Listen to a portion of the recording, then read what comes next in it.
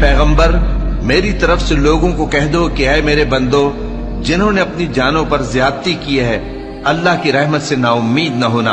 अल्लाह तो सब गुनाहों को बख्श देता है। बेशक वही तो है बड़ा बख्शने वाला, बड़ा मेहरबान। और इससे पहले कि तुम पर अजाब आ वाक़े हो, अपने परवरदिगार की तरफ रुजू करो और उसके फर्माबरदार हो जाओ, वरना बाद में तुमको मदद नहीं मिलेगी। और इससे पहले कि तुम पर नागहां अजाब आ जाए और तुमको खबर भी ना हो, इस निहायत अच्छी किताब की जो तुम्हारे परवरदिगार की तरफ से तुम्हारी जानिब नाजिल हुई है, पैरवी करो।